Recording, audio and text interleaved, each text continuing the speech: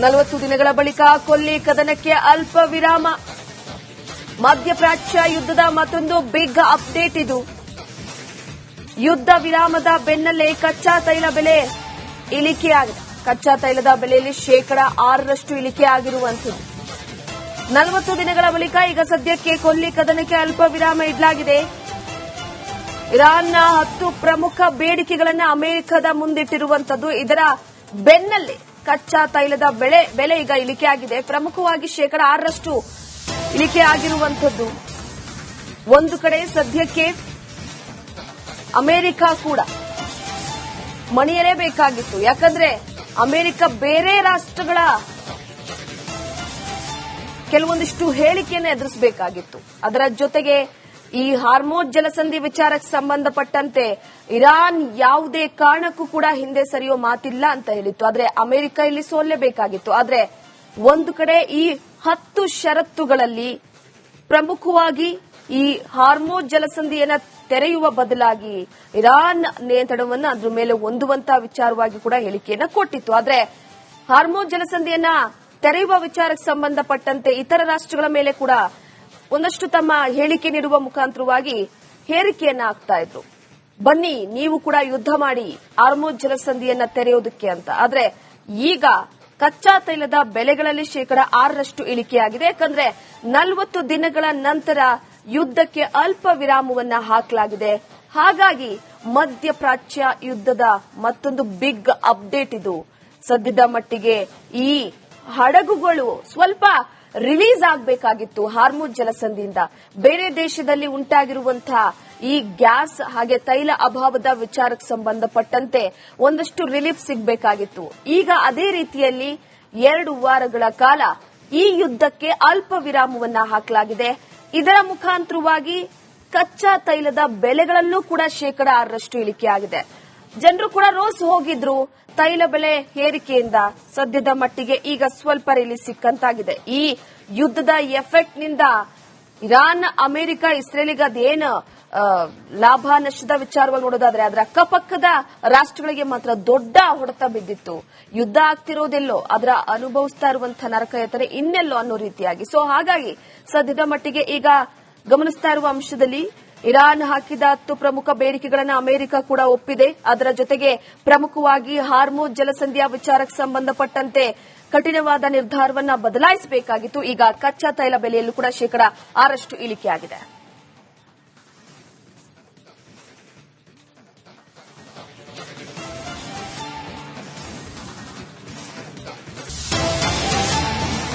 ನಲವತ್ತು ದಿನಗಳ ಬಳಿಕ ಕೊಲ್ಲಿ ಕದನಕ್ಕೆ ಅಲ್ಪ ವಿರಾಮ.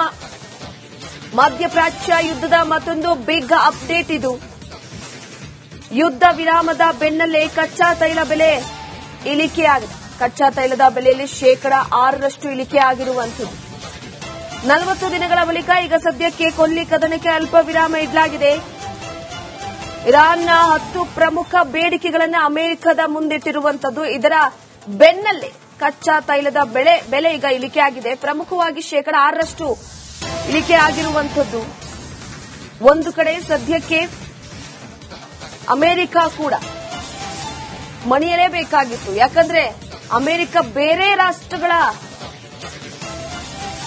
ಕೆಲವೊಂದಿಷ್ಟು ಹೇಳಿಕೆಯನ್ನು ಎದುರಿಸಬೇಕಾಗಿತ್ತು. ಅದರ ಜೊತೆಗೆ ಈ ಹಾರ್ಮೋಜ್ ಜಲಸಂಧಿ ವಿಚಾರಕ್ಕೆ ಸಂಬಂಧಪಟ್ಟಂತೆ ಇರಾನ್ ಯಾವುದೇ ಕಾರಣಕ್ಕೂ ಕೂಡ ಹಿಂದೆ ಸರಿಯೋ ಮಾತಿಲ್ಲ ಅಂತ ಹೇಳಿತ್ತು. ಆದ್ರೆ ಅಮೆರಿಕ ಇಲ್ಲಿ ಸೋಲ್ಲೇಬೇಕಾಗಿತ್ತು. ಆದ್ರೆ ಒಂದು ಕಡೆ ಈ 10 ಷರತ್ತುಗಳಲ್ಲಿ ಪ್ರಮುಖವಾಗಿ ಈ ಹಾರ್ಮೋಜ್ ಜಲಸಂಧಿಯನ್ನ ತೆರೆಯುವ ಬದಲಾಗಿ ಇರಾನ್ ನಿಯಂತ್ರಣವನ್ನು ಅದ್ರ ಮೇಲೆ ಹೊಂದುವಂತಹ ವಿಚಾರವಾಗಿ ಕೂಡ ಹೇಳಿಕೆಯನ್ನ ಕೊಟ್ಟಿತ್ತು. ಆದ್ರೆ ಹಾರ್ಮೋಜ್ ಜಲಸಂಧಿಯನ್ನ ತೆರೆಯುವ ವಿಚಾರಕ್ಕೆ ಸಂಬಂಧಪಟ್ಟಂತೆ ಇತರ ರಾಷ್ಟ್ರಗಳ ಮೇಲೆ ಕೂಡ ಒಂದಷ್ಟು ತಮ್ಮ ಹೇಳಿಕೆ ನೀಡುವ ಮುಖಾಂತರವಾಗಿ ಹೇರಿಕೆಯನ್ನ ಹಾಕ್ತಾ ಇದ್ರು. ಬನ್ನಿ ನೀವು ಕೂಡ ಯುದ್ಧ ಮಾಡಿ ಹಾರ್ಮೋಜ್ ಜಲಸಂಧಿಯನ್ನ ತೆರೆಯೋದಕ್ಕೆ ಅಂತ. ಆದ್ರೆ ಈಗ ಕಚ್ಚಾ ತೈಲದ ಬೆಲೆಗಳಲ್ಲಿ 6% ಇಳಿಕೆಯಾಗಿದೆ. ಯಾಕಂದ್ರೆ 40 ದಿನಗಳ ನಂತರ ಯುದ್ಧಕ್ಕೆ ಅಲ್ಪ ವಿರಾಮವನ್ನ ಹಾಕಲಾಗಿದೆ.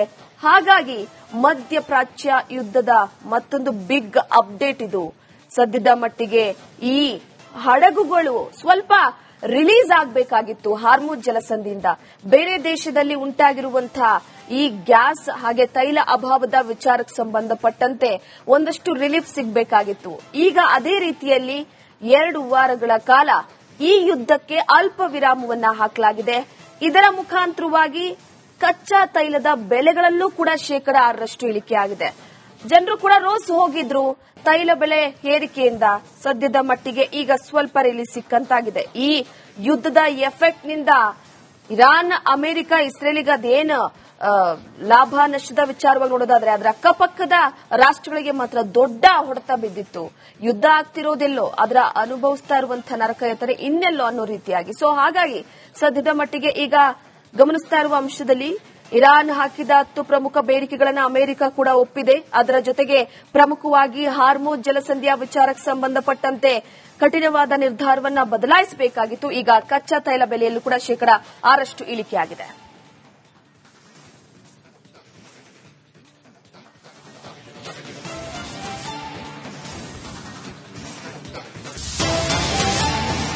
ನಲವತ್ತು ದಿನಗಳ ಬಳಿಕ ಕೊಲ್ಲಿ ಕದನಕ್ಕೆ ಅಲ್ಪ ವಿರಾಮ. ಮಧ್ಯಪ್ರಾಚ್ಯ ಯುದ್ಧದ ಮತ್ತೊಂದು ಬಿಗ್ ಅಪ್ಡೇಟ್ ಇದು. ಯುದ್ಧ ವಿರಾಮದ ಬೆನ್ನಲ್ಲೇ ಕಚ್ಚಾ ತೈಲ ಬೆಲೆ ಇಳಿಕೆಯಾಗಿದೆ. ಕಚ್ಚಾ ತೈಲದ ಬೆಲೆಯಲ್ಲಿ 6% ಇಳಿಕೆಯಾಗಿರುವಂಥದ್ದು. 40 ದಿನಗಳ ಬಳಿಕ ಈಗ ಸದ್ಯಕ್ಕೆ ಕೊಲ್ಲಿ ಕದನಕ್ಕೆ ಅಲ್ಪ ವಿರಾಮ ಇಡಲಾಗಿದೆ. ಇರಾನ್ನ 10 ಪ್ರಮುಖ ಬೇಡಿಕೆಗಳನ್ನು ಅಮೆರಿಕದ ಮುಂದಿಟ್ಟಿರುವಂಥದ್ದು. ಇದರ ಬೆನ್ನಲ್ಲೇ ಕಚ್ಚಾ ತೈಲದ ಬೆಲೆ ಈಗ ಇಳಿಕೆಯಾಗಿದೆ. ಪ್ರಮುಖವಾಗಿ 6% ಇಳಿಕೆ ಆಗಿರುವಂಥದ್ದು. ಒಂದು ಕಡೆ ಸದ್ಯಕ್ಕೆ ಅಮೆರಿಕ ಕೂಡ ಮಣಿಯಲೇಬೇಕಾಗಿತ್ತು. ಯಾಕಂದ್ರೆ ಅಮೆರಿಕ ಬೇರೆ ರಾಷ್ಟ್ರಗಳ ಕೆಲವೊಂದಿಷ್ಟು ಹೇಳಿಕೆಯನ್ನು ಎದುರಿಸಬೇಕಾಗಿತ್ತು. ಅದರ ಜೊತೆಗೆ ಈ ಹಾರ್ಮುಜ್ ಜಲಸಂಧಿ ವಿಚಾರಕ್ಕೆ ಸಂಬಂಧಪಟ್ಟಂತೆ ಇರಾನ್ ಯಾವುದೇ ಕಾರಣಕ್ಕೂ ಕೂಡ ಹಿಂದೆ ಸರಿಯೋ ಮಾತಿಲ್ಲ ಅಂತ ಹೇಳಿತ್ತು. ಆದ್ರೆ ಅಮೆರಿಕ ಇಲ್ಲಿ ಸೋಲ್ಲೇಬೇಕಾಗಿತ್ತು. ಆದ್ರೆ ಒಂದು ಕಡೆ ಈ 10 ಷರತ್ತುಗಳಲ್ಲಿ ಪ್ರಮುಖವಾಗಿ ಈ ಹಾರ್ಮುಜ್ ಜಲಸಂಧಿಯನ್ನ ತೆರೆಯುವ ಬದಲಾಗಿ ಇರಾನ್ ನಿಯಂತ್ರಣವನ್ನು ಅದರ ಮೇಲೆ ಹೊಂದುವಂತಹ ವಿಚಾರವಾಗಿ ಕೂಡ ಹೇಳಿಕೆಯನ್ನ ಕೊಟ್ಟಿತ್ತು. ಆದ್ರೆ ಹಾರ್ಮುಜ್ ಜಲಸಂಧಿಯನ್ನ ತೆರೆಯುವ ವಿಚಾರಕ್ಕೆ ಸಂಬಂಧಪಟ್ಟಂತೆ ಇತರ ರಾಷ್ಟ್ರಗಳ ಮೇಲೆ ಕೂಡ ಒಂದಷ್ಟು ತಮ್ಮ ಹೇಳಿಕೆ ನೀಡುವ ಮುಖಾಂತರವಾಗಿ ಹೇರಿಕೆಯನ್ನ ಹಾಕ್ತಾ ಇದ್ರು. ಬನ್ನಿ ನೀವು ಕೂಡ ಯುದ್ಧ ಮಾಡಿ ಹಾರ್ಮುಜ್ ಜಲಸಂಧಿಯನ್ನ ತೆರೆಯೋದಕ್ಕೆ ಅಂತ. ಆದ್ರೆ ಈಗ ಕಚ್ಚಾ ತೈಲದ ಬೆಲೆಗಳಲ್ಲಿ 6% ಇಳಿಕೆಯಾಗಿದೆ. ಯಾಕಂದ್ರೆ 40 ದಿನಗಳ ನಂತರ ಯುದ್ಧಕ್ಕೆ ಅಲ್ಪ ವಿರಾಮವನ್ನ ಹಾಕಲಾಗಿದೆ. ಹಾಗಾಗಿ ಮಧ್ಯಪ್ರಾಚ್ಯ ಯುದ್ಧದ ಮತ್ತೊಂದು ಬಿಗ್ ಅಪ್ಡೇಟ್ ಇದು. ಸದ್ಯದ ಮಟ್ಟಿಗೆ ಈ ಹಡಗುಗಳು ಸ್ವಲ್ಪ ರಿಲೀಸ್ ಆಗಬೇಕಾಗಿತ್ತು ಹಾರ್ಮುಜ್ ಜಲಸಂಧಿಯಿಂದ. ಬೇರೆ ದೇಶದಲ್ಲಿ ಉಂಟಾಗಿರುವಂತಹ ಈ ಗ್ಯಾಸ್ ಹಾಗೆ ತೈಲ ಅಭಾವದ ವಿಚಾರಕ್ಕೆ ಸಂಬಂಧಪಟ್ಟಂತೆ ಒಂದಷ್ಟು ರಿಲೀಫ್ ಸಿಗಬೇಕಾಗಿತ್ತು. ಈಗ ಅದೇ ರೀತಿಯಲ್ಲಿ 2 ವಾರಗಳ ಕಾಲ ಈ ಯುದ್ಧಕ್ಕೆ ಅಲ್ಪ ವಿರಾಮವನ್ನ ಹಾಕಲಾಗಿದೆ. ಇದರ ಮುಖಾಂತರವಾಗಿ ಕಚ್ಚಾ ತೈಲದ ಬೆಲೆಗಳಲ್ಲೂ ಕೂಡ 6% ಇಳಿಕೆಯಾಗಿದೆ. ಜನರು ಕೂಡ ರೋಸ್ ಹೋಗಿದ್ರು. ತೈಲ ಬೆಲೆ ಏರಿಕೆಯಿಂದ ಸದ್ಯದ ಮಟ್ಟಿಗೆ ಈಗ ಸ್ವಲ್ಪ ರಿಲೀಫ್ ಸಿಕ್ಕಂತಾಗಿದೆ. ಈ ಯುದ್ಧದ ಎಫೆಕ್ಟ್ ನಿಂದ ಇರಾನ್, ಅಮೆರಿಕ, ಇಸ್ರೇಲಿಗೆ ಅದೇನು ಲಾಭ ನಷ್ಟದ ವಿಚಾರವಾಗಿ ನೋಡೋದಾದ್ರೆ ಅದರ ಅಕ್ಕಪಕ್ಕದ ರಾಷ್ಟ್ರಗಳಿಗೆ ಮಾತ್ರ ದೊಡ್ಡ ಹೊಡೆತ ಬಿದ್ದಿತ್ತು.